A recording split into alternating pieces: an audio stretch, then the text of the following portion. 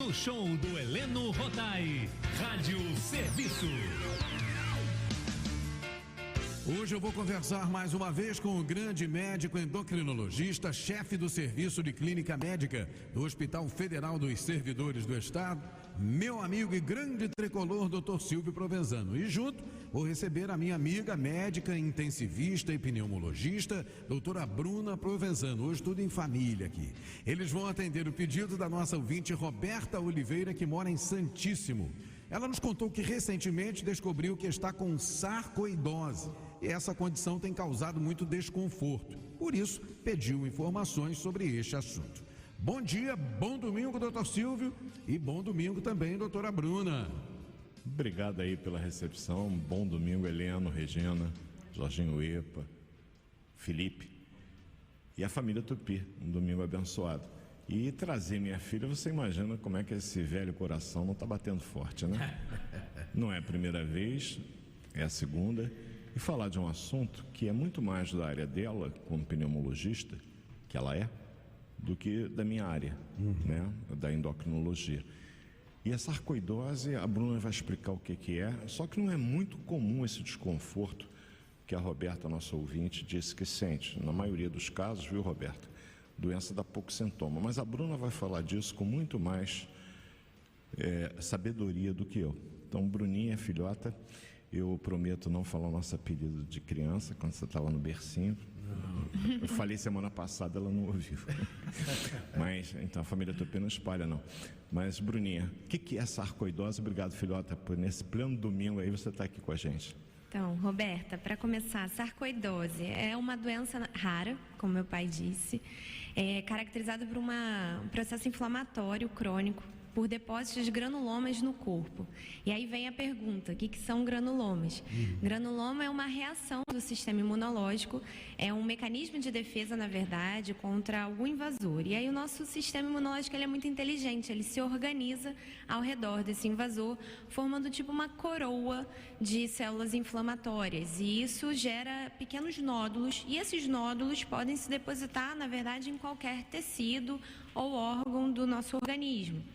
E com isso, a sintomatologia, né, os sintomas que a sarcoidose podem trazer, e eu não sei quais são necessariamente os sintomas da Roberta, podem ser vários, porque você pode ter nódulos de sarcoidose nos olhos, no coração, na pele, isso é uma das principais, e o pulmão. Cerca de 90% dos pacientes que têm sarcoidose têm algum comprometimento pulmonar. Então, apesar de ser uma doença sistêmica, acaba que o pneumologista, que é a minha área, tem muito contato com a doença. E a gente, durante a nossa formação, a gente acaba vendo muitos casos de sarcoidose. Foi por isso, inclusive, viu, Helena, quando nós recebemos a solicitação da nossa ouvinte para falar de sarcoidose, acendeu a luz amarela, eu falei, bom, quem pode falar disso é um pneumologista. Eu fui procurar na minha lista e o primeiro nome que apareceu foi o da Bruna. Mas você disse que é uma reação de defesa. Normalmente o nosso organismo, Bruna, ele se defende de alguma coisa, né? E vem a pergunta, o que causa a sarcoidose? Qual é esse agente? Já sabe? Então, infelizmente a gente não sabe, ainda não tem uma causa muito bem estabelecida para a sarcoidose. Existem várias hipóteses, como por exemplo infecções, exposição a fungo. Então é bem importante, se a pessoa puder em casa estar atento a como é que está a sua casa, se tem algum grau de mofo nas paredes. A gente não tem de fato uma origem. A gente sabe que também tem algum componente genético. Então é muito mais comum em pessoas que são descendentes europeus e afrodescendentes.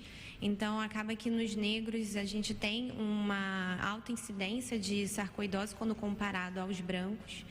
E a gente acaba não tendo de fato uma origem. E é uma reação que pode acontecer contra diversos invasores. Por isso que é muito importante a gente descartar outras doenças que no nosso país são muito comuns, como por exemplo a tuberculose. E a histoplasmose também, que é uma doença fúngica que aqui no Rio é muito endêmica. E idade? É mais comum entre 20 a 40 anos, mas pode surgir em qualquer fase da vida. Quanto mais velho, normalmente acaba surgindo com uma forma mais grave. E quanto mais novo, normalmente é uma doença autolimitada, que muitas vezes nem precisa de tratamento. Bruno, eu estou me lembrando aqui que era uma pergunta de prova que teu pai respondeu há 40 e poucos anos atrás. era um raio-x, né, em que havia um alargamento de um espaço que tem entre os pulmões, que a gente chama de mediastino.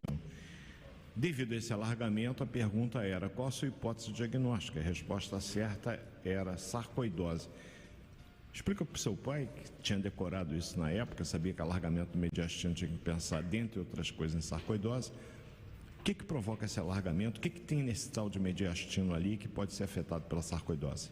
Então, são os linfonodos, né, que são estruturas que são popularmente conhecidas como ínguas, e eles, por conta dessa resposta inflamatória, acabam aumentando. E é o sintoma mais clássico da sarcoidose pulmonar, é justamente o aumento desses linfonodos, muitas vezes gerando um pouco de desconforto no peito, porque uma vez que você tem o tórax não deve aumentar de tamanho. Se você tem estruturas lá dentro que começam a crescer, ele começa também a fazer compressão de outros órgãos e estruturas que doem, como os nervos, e isso gera essa falta de ar e desconforto no peito. Que é o sintoma mais comum. Normalmente, sim. Mas na pele também dá manifestações bem clássicas, a sarcoidose, eu sei. Explica para a família Tupi. Principalmente, o quadro clínico da sarcoidose varia bastante. Então, a gente pode ter até um quadro agudo, como, por exemplo, surgimento de nódulos bem vermelhinhos na pele, que são dolorosos, esse classicamente conhecido como eritema nodoso, às vezes surgindo com febre, dor articular, que esse é o quadro, vou falar o nome. Febre, dor articular, a gente pensa logo numa doença reumática, é natural que a gente... eu pensaria até em dengue no Rio de Janeiro. Pois é, e às vezes o diagnóstico sai para sarcoidose, que é uma doença difícil de diagnosticar. Mas você falou uma coisa no início, Bruna, que me chamou muito a atenção. Como é que é a manifestação ocular da sarcoidose, que é uma das maneiras que através da oftalmologia a gente diagnostica? Pode ter olho seco, turvação visual, dificuldade para enxergar. A manifestação da sarcoidose ocular é bem ampla, pode se apresentar até mesmo como uma inflamação, que é a uveíte, e isso acaba sendo um diagnóstico quase que exclusivo do oftalmologista. Mas quando você vê um paciente, aí fica a dica para a Roberta. Roberta, se você tendo diagnóstico de sarcoidose, todo mundo deve ter uma avaliação pelo oftalmologista, porque muitas vezes é silencioso e a gente deve ter o acompanhamento também com medicações tópicas. Isso aí acaba sendo do oftalmo. É o oftalmo que vai fazer isso. E quais são as complicações da sarcoidose, doutor? Então, a sarcoidose muitas vezes é uma doença autolimitada. Por isso que acho que a gente não diagnostica tanto, são lesões que surgem no corpo, às vezes um quadro de tosse com falta de ar, que vai dando esse desconforto e de repente melhora espontaneamente. Quando não melhora, a gente tem que avaliar algumas questões envolvidas, como o grau de comprometimento do pulmão, o grau de comprometimento do coração, e a gente vai indicar o uso de corticoide. Se não tratada, a doença pode evoluir. E acho que talvez seja acho que a maior dica que a gente pode dar: quanto diagnosticado de forma mais precoce, mais cedo, é mais fácil de você reverter o quadro.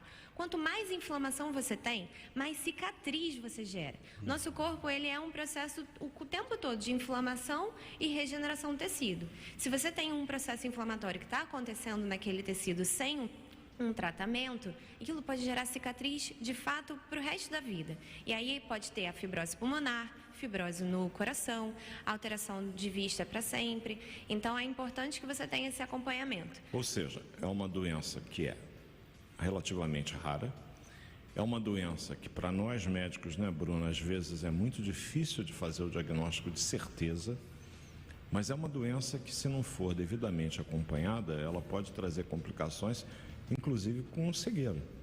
Você vê que é uma situação que pode ser grave, daí a necessidade de um tratamento e de um acompanhamento médico correto.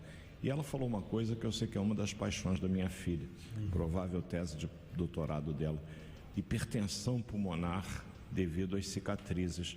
Explica um pouco o que é hipertensão pulmonar e as complicações da hipertensão pulmonar, Bruno. Assim como também tem a pressão alta, né, do corpo todo, a gente também tem pressão alta dos vasos do pulmão.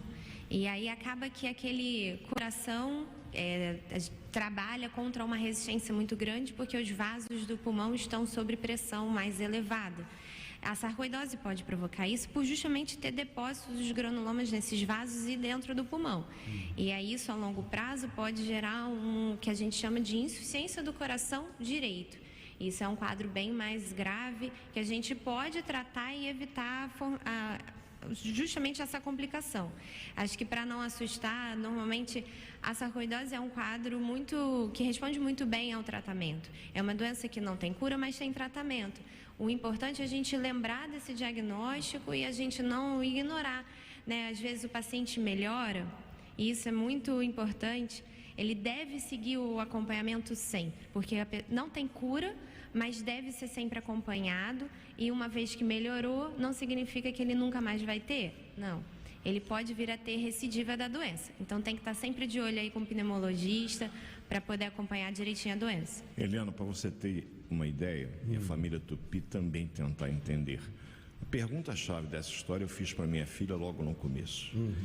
Já se conhece uma causa para o problema, e ela obviamente não poderia faltar com a verdade. Com a família Tupi disse não. Até o momento não se sabe. Especula-se que possa ser de repente algum germe, pode ser algum fungo, pode ser até alguma toxina, enfim, que leva a essa inflamação. Mas o que exatamente provoca isso? Não se sabe.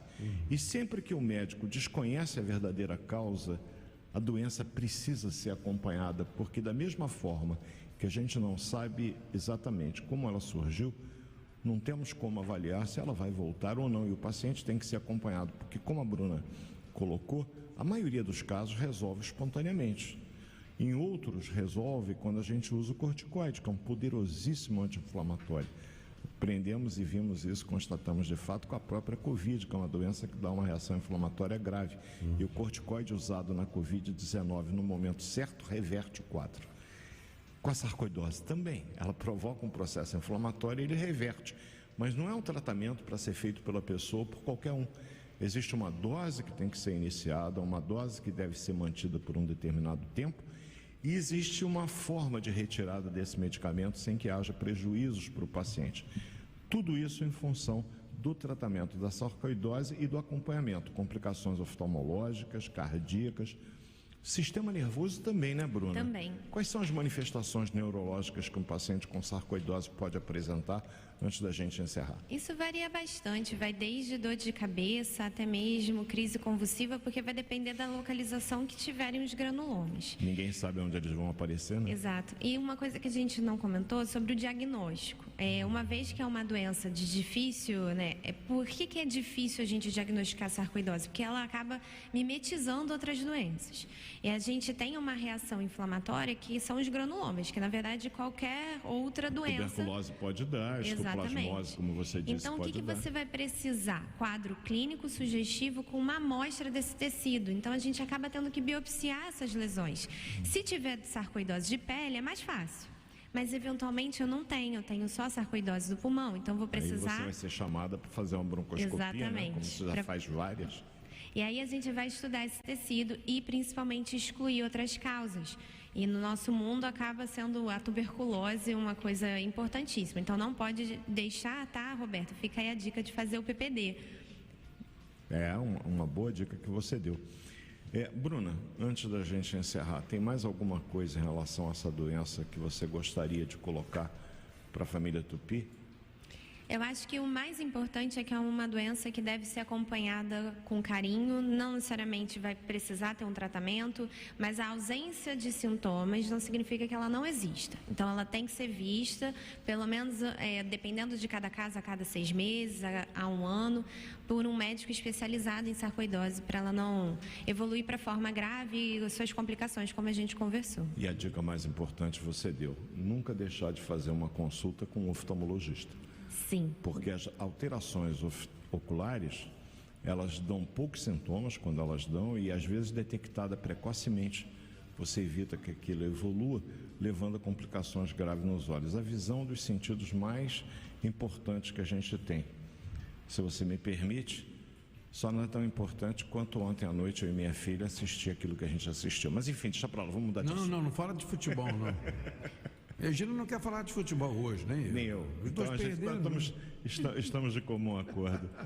Agradecer a você, filhota, disponibilizar o teu tempo para vir até aqui, para a gente poder falar de um assunto que eu teria muita dificuldade de falar se você não tivesse vindo. Eu que agradeço. 1000 obrigados.